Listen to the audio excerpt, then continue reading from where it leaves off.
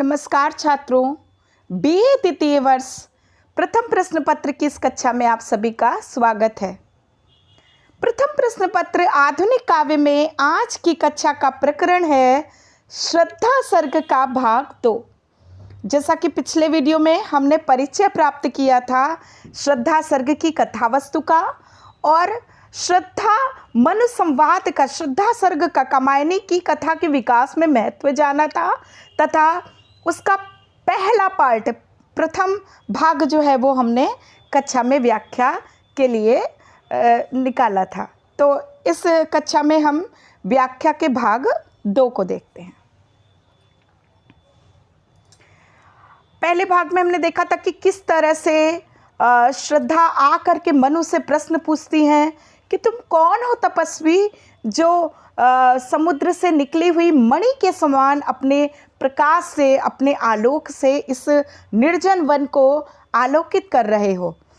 तो मनु जो है वो देखते हैं कि ये इस निर्जन वन में मेरे अतिरिक्त और कौन प्राणी हैं, और जब वो श्रद्धा की ओर देखते हैं तो क्या देखते हैं कि हृदय की अनुकृति बाह्य उदार।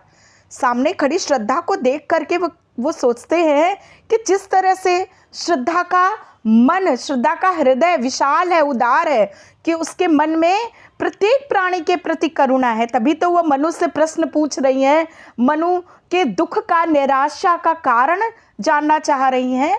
तो जाहिर सी बात है कि उनका हृदय जो है वो करुणा से भरा हुआ है। तो यहाँ मनु कह रहे हैं कि हृदय की अनुकृति, हृदय की भांति उनकी बाहरी काया भी जो है वो उदार है, लंबी है, अर्थात श्रद्धा का कद जो है वो लंबा है।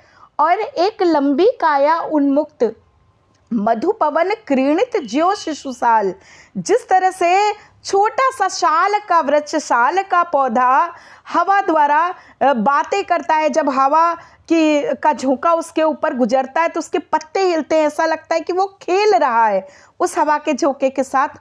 उसी तरह श्रद्धा भी एक शिशुशाल के समान जो है वो मधुपवन से के साथ क्रीड़ा करते हुए प्रतीत हुई मनु को। सुशोभित हो जो सौरभ संयुक्त, ऐसा लग रहा था कि जैसे छोटा सा शिशु अर्थात छोटा सा साल का वृक्ष हवा के साथ क्रीड़ा करता हुआ अपनी सुरभि से संपूर्ण वातावरण को सुशोभित कर रहा है, भर रहा है।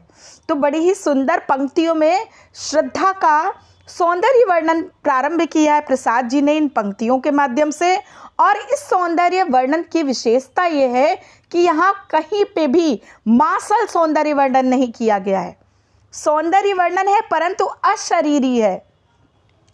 आगे कह रहे हैं मृषण, मृषण अर्थात कोमल, मृषण गंधार देश के नील रोम वाले में शोका चर्म, कि कोमल और नीले रंग के जो है तंतुओं वाले, रोए वाले भेड़ों के चर्म से निर्मित वस्त्र द्वारा क्या हो रहा था, ढक रहे थे, उसका वपुकांत बन रहा था कोमल वर्म। कि श्रद्धा जो है वो गांधार देश के नीले रोए वाले कोमल मेषों के चर्म से बना हुआ परिधान धारण किए हुए थी, जो उसके सुंदर शरीर को, उसके सुंदर तन को ढकने का कार्य कर रहे थे और बड़ा ही सुंदर जो है दृश्य उपस्थित कर रहे थे। नील परिधान बीच सुकुमार, बड़ी ही सुंदर और अत्यंत प्रसिद्ध पंक्तियां हैं ये। छायावादी युग में स्त्री के प्रति धारणा को दिखाने के लिए छायावादी कवियों के अमासल सौंदर्य चित्रण को प्रस्तुत करने के लिए इन पंक्तियों का कई बार आश्रय लिया जाता है। कि कह रहे हैं नील परिधान, नीले रंग का परिधान। आपको पता है कि गौर वर्ण की नायिका का सौंदर्य जो है वो नील रंग का, नीले वर्ण वाले वस्त्रों से अत्यधिक द्विगुणित हो जाता है, दुगना हो जाता है। इसीलिए गौरांगी युवतियों को जो है वो नीले और काले वस्त्रों में सुशोभित दिखाया जाता है। तो यहाँ पर भी प्रसाद जी नीले रंग का चयन कर रहे हैं श्रद्धा के सौंदर्य को दिखाने के लिए, बढ़ाने के लिए। वे कह रहे हैं नील परिधान बीच सुकुमार, नीले रंग के सुंदर परिधान के बीच उसका कोमल सुकुमार शरीर कैसा लग रहा था, खुल रहा मृदुलद खुलांग। कि नीले परिधान के बीच में उसके सुकुमार कोमल खुले हुए अंगों की आभा को देखकर ऐसा लग रहा था खिला हो ज्यों खिला हो ज्यों बिजली का फूल, मेघ बन बीच गुलाबी रंग। ऐसा लग रहा था कि बिजली का फूल खिल गया हो, गुलाबी रंग की बिजली का फूल खिला हो नीले रंग के मेघों के बन के बीच। बड़ा ही सुंदर चित्र प्रस्तुत किया है श्रद्धा के सौंदर्य का।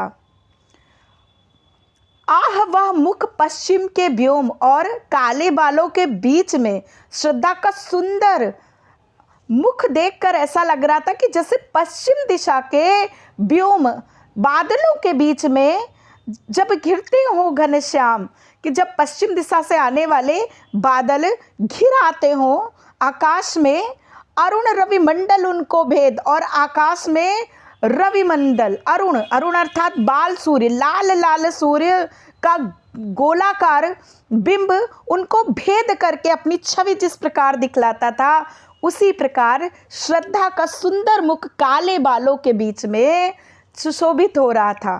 कि कवि कह रहे हैं कि आह वह मुख पश्चिम के व्योम बीच जब घिरते हो घनश्याम, अरुण रवि मंडल उनको भेद दिखाई देता हो छवि धाम। बड़ा ही सुंदर दृश्य प्रस्तुत किया है श्रद्धा के मुख के सौंदर्य को दिखाने के लिए। कहा मनु ने नभ धरणी बीच, मनु श्रद्धा से कहते हैं कि इसके पश्चात मनु श्रद्धा को संबोधित करते हुए कहते हैं कि कहा मनु ने नभ धरणी बीच। मनु कहते हैं कि नभ और धरती के बीच मेरा जीवन कैसा हो गया, बना जीवन रहस्य निरुपाय। मेरा जीवन एक निरुपाय रहस्य के समान बन करके रह गया है, और एक उल्का सा जलता भ्रांत शून्य में फिरता हूँ असहाय।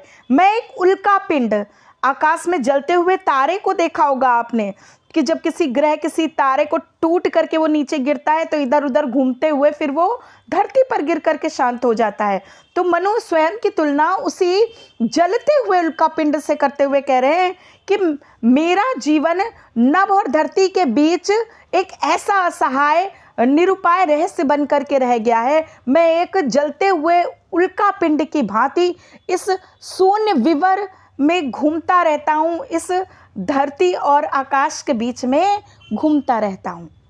शैल निर्झर न बना हतभाग्य, गल नहीं सका जो की हिमखंड, दौड़कर मिला न जलने दियंग, आह वैसा ही हूँ पाखंड। पाखंड पाषंड अर्थात पाषाण पत्थर। फिर मनु कह रहे हैं कि ऐसा लग रहा है कि मनु की बातों से वो अत्यंत हतोत्साहित हैं, निराशा में डूबे हैं। क्यों? क्योंकि वो देव संस्कृति से संबंधित थे, और देव संस्कृति का जो ध्वंस हुआ है उसके पश्चात इस तरह से सारे संसार को अपने सामने मिटते देखकर उनका मन जीवन से विरक्त हो चुका है। तो वो कह रहे हैं कि शैल निर्झर न बना हतभाग्य, मैं उस पत्थर की तरह हूँ, उस पहाड़ की तरह हूँ जो कि निर्झर में जा कर के मिल नहीं पाता। मैं उस हिमखंड की भांति हूँ जो गल नहीं पाता है पानी में। दौड़कर मिला न जलनिधि अंक, मैं जलनिधि अर्थात सागर की गोद में दौड़ करके नहीं जा पाता हूँ, मैं उसी प्रकार किनारे पर खड़ा रहने वाले पत्थर के समान हूँ। पहेली सा जीवन है व्यस्त, मेरा जीवन एक ऐसी पहेली के समान है जो जल्दी सुलझाई नहीं जा सकती। मेरा जीवन एक पहेली के समान है और उसे सुलझाने का अभिमान, और मेरे मन में ये अभिमान है कि मैं उसे सुलझा पा रहा हूँ। बनाता है विस्मृति का मार्ग, और यही भाव मुझे जो है वो विस्मृति की तरफ ले जा रहा है। मेरा जीवन उचाट हो रहा है, मेरा मन जो है वो निराशा में भरा जा रहा है। चल रहा हूँ मैं बनकर अनजान, और मैं नियति के इस पथ पर अनजान बनकर के बिना किसी उद्देश्य के, बिना किसी लक्ष्य के चलता चला जा रहा हूँ। भूलता ही जाता दिन रात, सजल अभिलाषा कलित अतीत। यहाँ पर परिचय मिलता है मनु के पिछले जीवन का, विगत जीवन का, जो कि भरा हुआ था साधनों से, भोग से, संपदा से। तो वो क्या कह रहे हैं कि भूलता ही जाता दिन रात, मैं अपने विगत जीवन को दिन रात जो है वो भूलने का प्रयास कर रहा हूँ। सजल अभिलाषा कलित अतीत, मैं अपने उस अभिलाषा से भरे हुए अतीत को भूलने का प्रयास कर रहा हूँ। क्यों? क्योंकि वर्तमान तो उससे कोसों दूर है। बढ़ रहा तिमिर गर्भ में नित्य, इस तरह मेरे जीवन में अंधकार बढ़ता जा रहा है। दीन जीवन का यह संगीत, और मेरा जीवन एक दीन संगीत से गूंज रहा है। मेरे जीवन में दीनता का संगीत ही बस करके रह गया है, इसमें कहीं पे भी आशा और उत्साह के लिए स्थान शेष नहीं बचा है। तो इस तरह से हमने इस भाग में देखा कि किस तरह से मनु श्रद्धा के सौंदर्य को देखते हैं, प्रभावित होते हैं और फिर अपने मन की बात श्रद्धा से धीरे धीरे कहना प्रारंभ करते हैं। मिलते हैं व्याख्या के अगले भाग में। धन्यवाद।